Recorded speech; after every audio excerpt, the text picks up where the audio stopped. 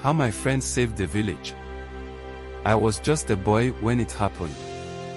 Our village, Akinro, was small, surrounded by wide fields and tall palm trees. Everyone knew everyone. Life was simple, people farmed, fetched water, and told stories by the fire. My best friend, Ode, and I always played together. Ode was brave, the kind of boy who would climb the tallest tree just to prove he could. One afternoon, the sky was heavy with dark clouds. It was planting season, and we were waiting for rain. But instead of rain, something else came: smoke. Thick, black smoke rising from the far side of the village. Fire, someone shouted. Ode and I ran to see what was happening. A house was burning. Not just any house, it was Mama Kem's, the oldest woman in the village. The fire was fierce, and the dry grass around her home had started to catch, spreading toward other houses. People were shouting and running around, carrying pots of water from the well. But the fire was too strong. Ode grabbed my arm. "We have to help," he said. "What can we do?" "We're just boys," I replied, scared. He didn't listen. He ran toward Mama Kem's house. I followed, my heart pounding. Mama Kem was sitting on the ground nearby, coughing and crying. "My goats," she screamed.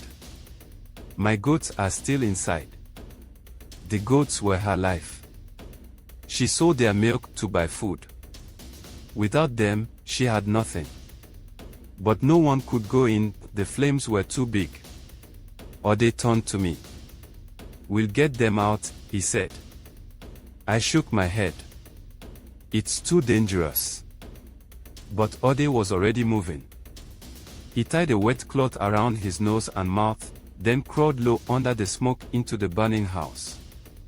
I was too scared to follow, so I stayed outside, shouting his name. Minutes felt like hours. The roof looked like it could fall at any moment. Just when I thought Ode wouldn't make it, he came out, coughing and pulling a rope. Behind him were Mama Kem's 2 goats, bleating loudly. Everyone cheered.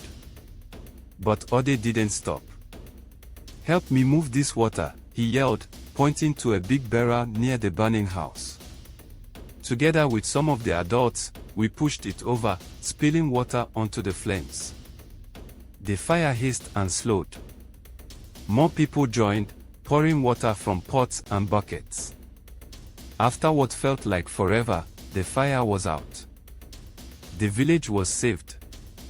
Only Mama Kem's house was burned, but no one was hurt. Her goats were safe, thanks to Ode. That night, the elders called a meeting. They praised Ode for his courage. He reminded us that we must always stand together, even in hard times, one of them said. Ode didn't say much. He just smiled and looked at me. Later, when we were alone, I asked him, "Weren't you scared?" "Of course I was," he said. "But sometimes, being scared doesn't matter. Doing the right thing does." I never forgot those words. Ade's bravery taught me that even small acts can make a big difference. To this day, I tell my children about how my friends saved our village.